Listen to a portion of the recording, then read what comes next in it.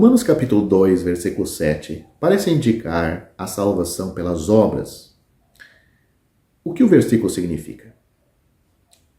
Vamos ler esse versículo, eu vou ler o versículo 2 e 7 de Romanos capítulo 2, versículo, 6 e 7, o qual recompensará cada um segundo as suas obras, ou seja, Deus recompensará cada um segundo as suas obras, a saber, a vida eterna aos que, com perseverança em fazer o bem. Então, esses são os dois versículos. Nenhum versículo da Escritura contradiz outro. A salvação não é pelas obras. Nisto, o Evangelho de Deus contrasta com os esquemas religiosos religiosos dos homens. O homem diz que estar certo com Deus depende de minhas obras, mas o Evangelho afirma claramente que não é pelas obras. Efésios capítulo 2, versículo 9, e não por obras de justiça que tenhamos feito, Tito capítulo 3, versículo 5. É impossível, então, que Romanos capítulo 2, versículo 7 esteja sugerindo o contrário. O contexto é muito importante ao considerar versículos difíceis. Não podemos explicar versículos difíceis quando existe, procurar explicar versículos difíceis ou criar doutrina em versículos difíceis quando temos versículo claro. Nos 3 primeiros capítulos de Romanos, o apóstolo olha para os tempos anteriores ao Calvário e mostra que a necessidade do homem de uma justiça de Deus foi plenamente demonstrado pela culpa universal do homem diante de Deus, seja vista na imoralidade aberta do homem no capítulo 1, ou a hipocrisia do moralista no capítulo 2, ou no judeu privilegiado nos capítulos 2 e 3. O mundo inteiro se tornou culpado diante de Deus. Todos necessitam da justiça de Deus. No capítulo 2, há aqueles que, em um alto tom moral, julgam os outros por suas ações, mas ao mesmo tempo se engajam nas mesmas coisas e que julgam os outros. Paulo aponta que o julgamento de Deus é de um caráter totalmente diferente. É de acordo com a verdade, versículo 2. Justo, versículo 5. De acordo com as ações de uma pessoa, versículo 6. Sem respeito de pessoas, versículo 11. E sem nada escondido, versículo 16. A justiça de Deus exige que ele retribua a cada homem de acordo com suas obras.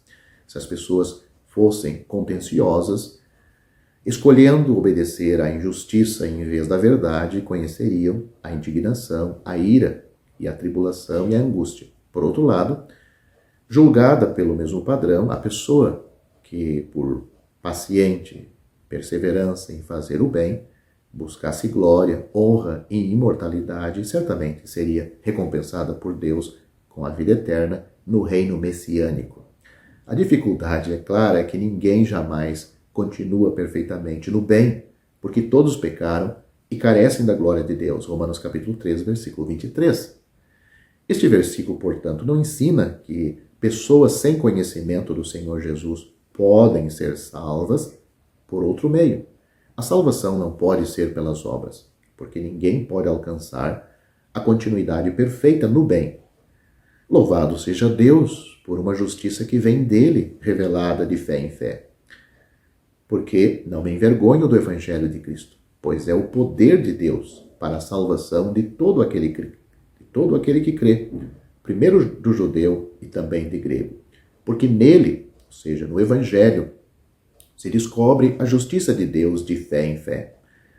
Como está escrito, mas o justo viverá pela fé, Romanos capítulo 1, versículos 16 e 17. Portanto, estes versículos não querem dizer que uma pessoa pode ser salva por continuar fazendo o bem. Por quê? Porque não tem ninguém no mundo. Este versículo não está dizendo que existe ou existiu uma pessoa que conseguiu fazer isto. Ele está dizendo, se fizesse isso, tudo bem, ia receber. Mas aonde está essa pessoa? Você conhece? A Bíblia diz, todos pecaram, destituídos estão da glória de Deus. Todos precisam do mesmo Salvador que Deus apresenta a todo mundo, o Senhor Jesus Cristo. Só Ele é o Salvador. O apóstolo Pedro disse, em nenhum outro há salvação, porque também debaixo do céu nenhum outro nome há dado entre os homens, pelo qual devamos ser salvos. Pela fé em Cristo, o pecador é salvo. Reconhecendo esta fé, reconhece que a obra dele é suficiente, sim, para lhe salvar, mas também que ele abre mão de tudo para confiar nele. Ele abre mão até dos seus pecados, abre mão até mesmo da sua justiça própria, e ele descansa na obra de Cristo para a sua salvação.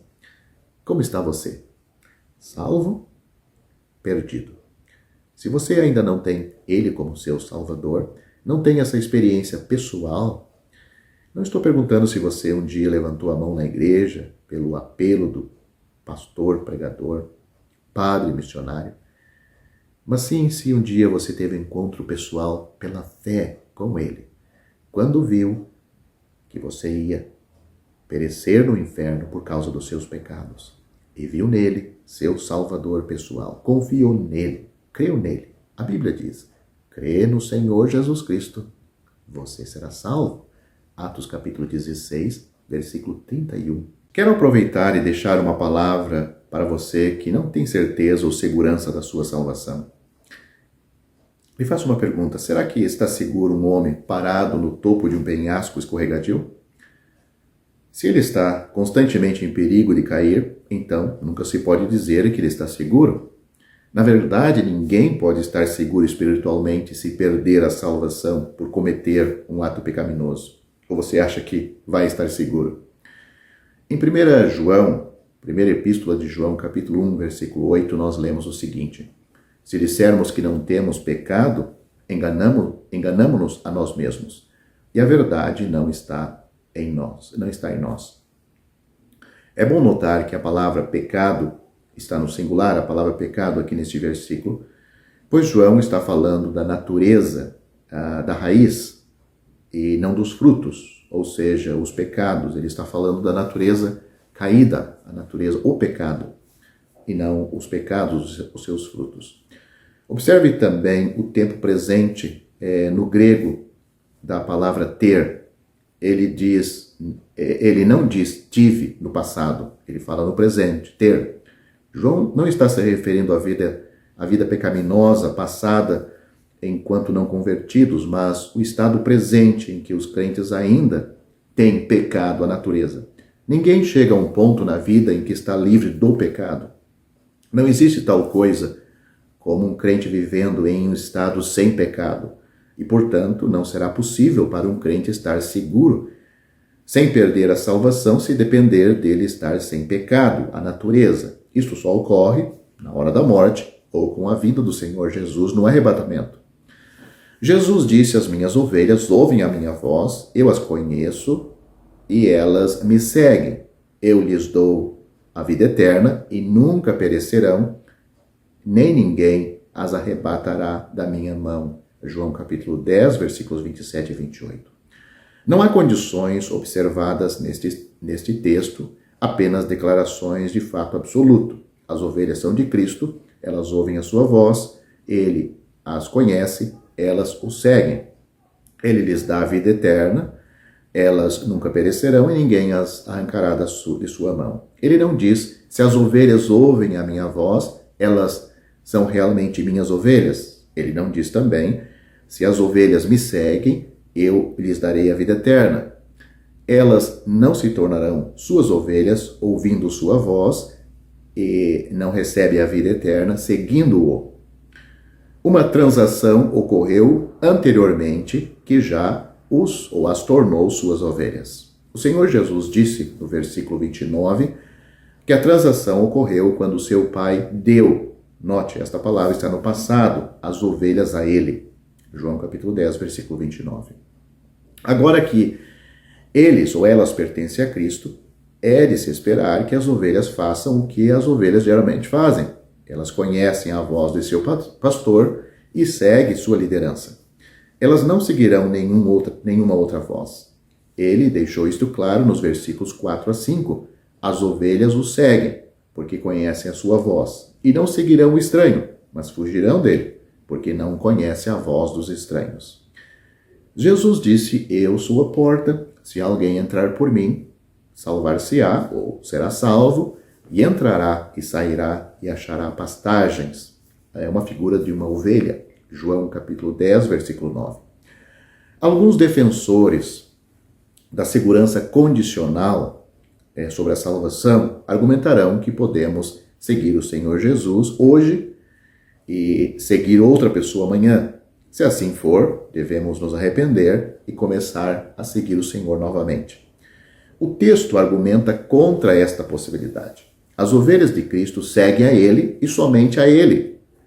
Elas não obedecem nenhuma outra voz. A peregrinação cristã não é tratada em João capítulo 10. As ovelhas de Cristo o seguem. No entanto, nenhuma ovelha faz isto perfeitamente. Por sua própria natureza, as ovelhas vagueiam às vezes. Mas vagar e seguir a voz de outra pessoa são duas coisas bem diferentes. O que acontece quando as ovelhas vagueiam? E se elas não seguirem sua liderança o tempo todo? O que acontece? Se vagueiam e não seguem a sua liderança o tempo todo, elas ainda são propriedades do pastor? Elas ainda são suas ovelhas? Elas ainda estão sob seus cuidados? Sim. Quando elas vagueiam, o pastor realmente as estimula, junto com seu cajado, a seguir na direção certa novamente. Mesmo se elas vagueiam longe, ele vai atrás das ovelhas, porque elas são suas ovelhas. Mas não há nenhuma sugestão neste texto de que podemos vagar e ficar perdidos e necessitados de salvação mais uma vez. Isto implicaria que Cristo é incapaz de manter aqueles sob os seus cuidados.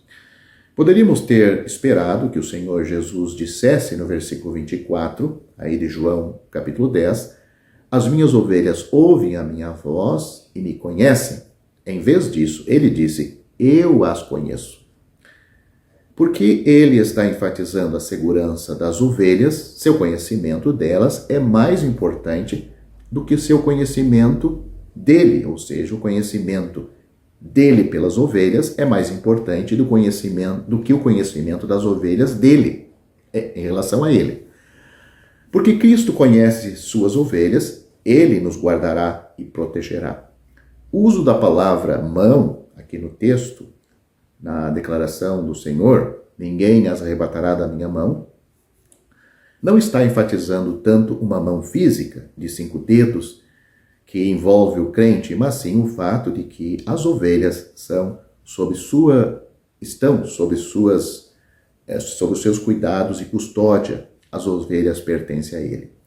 O fato de que ninguém os arrancará de sua mão indica pelo menos 2 coisas. Primeiro, não há ninguém poderoso o suficiente para levar suas ovelhas. Ao contrário do mercenário, dos versículos 12 a 13, é por isso que ele, o Senhor, pode dizer, eles nunca perecerão, ou elas nunca perecerão, no versículo 28.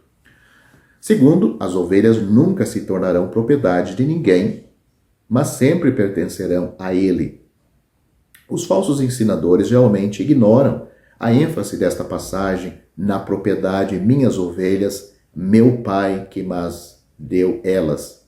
E, portanto, perdem detalhes importantes. Além disso, eles costumam argumentar que, embora ninguém mais possa nos tirar da mão de Cristo, podemos nos retirar voluntariamente. Isso adiciona ao texto o que não está lá. Jesus não disse, ninguém mais as arrebatará da minha mão. Ele disse, ninguém, incluindo aquele na mão de Cristo. A menção de seu Pai no versículo 29 é linda e fornece uma dupla segurança para o crente. A frase que conclui os versículos 28 e 29 são quase idênticas. Uma diferença é que ele disse que ninguém deverá nos arrancar de sua mão, versículo 28. Ele acrescenta que ninguém pode nos arrancar da mão de seu Pai, no versículo 29. Nenhuma ovelha se perderá, porque nenhuma ovelha pode se perder. Ele é tão forte que as ovelhas nunca precisam temer. Jamais pereceremos. nos foi dada a vida eterna. Estamos nas mãos divinas, porque pertencemos ao bom pastor. O Senhor Jesus Cristo disse: quem ouve a minha palavra e crê naquele que me enviou, não entrará em condenação, mas passou da morte para a vida. Ele também disse: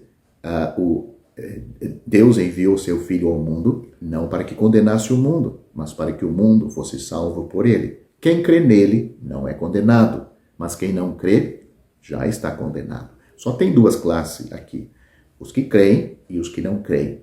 Aqueles que creram no Senhor Jesus estão salvos, seguros, eternamente seguros. Aqueles que não são salvos, eles nunca mudaram a sua situação, eles não tinham uma outra situação, eles tinham só a situação de condenados. É assim que você está se você não está salvo. Você não precisa praticar nenhum pecado para ser condenado ao inferno. Cristo veio salvar você porque já está condenado. Você já tem pecado suficiente, não precisa praticar mais nenhum. Você já está condenado ao inferno. O que você precisa é de um Salvador. Este Salvador lhe dá total segurança. Ele disse, repito, eu sou a porta, se alguém entrar por mim, será salvo. O apóstolo Pedro disse, em nenhum outro há salvação, porque também debaixo do céu nenhum outro nome há dado entre os homens, pelo qual devamos ser salvos. Só por Jesus é que nós somos salvos. E continuamos sendo salvos eternamente. Atos capítulo 4, versículo 12. Você, querendo ser salvo, você tem que crer no Senhor Jesus Cristo. Você também será salvo. Atos capítulo 16, versículo 31.